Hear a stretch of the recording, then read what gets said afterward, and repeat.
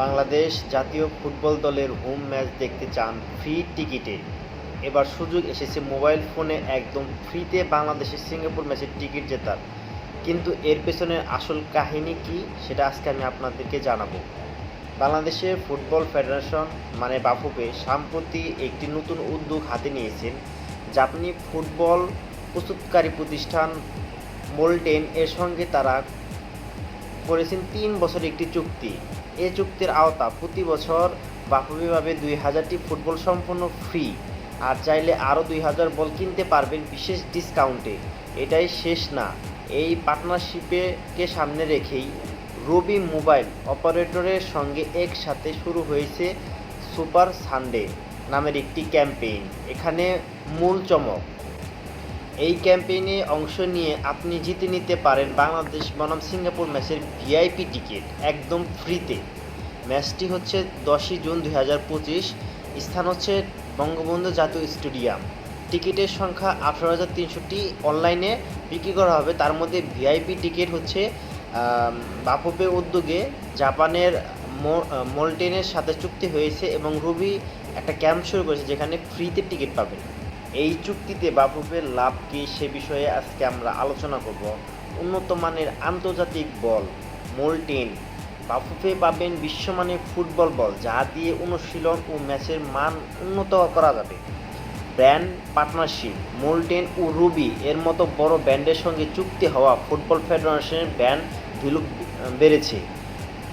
ম্যাচের দর্শক বাড়ানোর সুযোগ, ফ্রি টিকিট ক্যাম্পেইনের মাধ্যমে সাধারণ দর্শক মাঠে আসবে, জাতীয় দলের জন্য সাপোর্ট বাড়বে। আমরা এই সমস্যা নিয়ে কথা বলবো, কিন্তু এই উদ্যোগে কিছু চ্যালেঞ্জ বা সমালোচনাও রয়েছে। ভিআইপি টিকিট ফ্রি দিলে বাফুফের আয় কমতে পারে। যে টিকিট বিক্রি করে আয় হতো সেটা এখন কিছুটা কমবে। 2 নম্বর পয়েন্ট হচ্ছে টিকিট বিতরণে স্বচ্ছতা না থাকলে বিতর্ক হতে পারে, যেমন কাদেরকে দেওয়া হচ্ছে, কিভাবে নির্বাচন করা হচ্ছে সেটা ক্লিয়ার না হলে প্রশ্ন উঠবে। 3 নম্বর পয়েন্ট হচ্ছে বাফুফে পুরনো আর্থিক দুর্নীতির ইমেজ এখনও আছে, ফলে নতুন অংশীদারিত্বের স্বচ্ছতা না দেখালে আবারও সমালোচনার মুখে পড়তে পারে বাফুফে। সমাধান কি হতে পারে? পয়েন্ট নাম্বার 1, টিকিট বিতরণে ডিজিটাল স্বচ্ছতা আনতে হবে। পয়েন্ট নাম্বার 2, প্রতিটি ধাপে গণমাধ্যমকে যুক্ত করা উচিত যেন স্বচ্ছতা বজায় থাকে।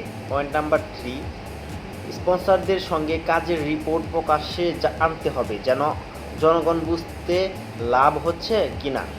এবং পয়েন্ট নাম্বার 4, সবশেষে গ্রাউন্ডে আসল ফুটবলের উন্নয়ন হচ্ছে কিনা সেটা আসল প্রশ্ন। ফুটবল শুধু মাঠের খেলা না, এটা দেশের সম্মান, জনগণের আবেগ।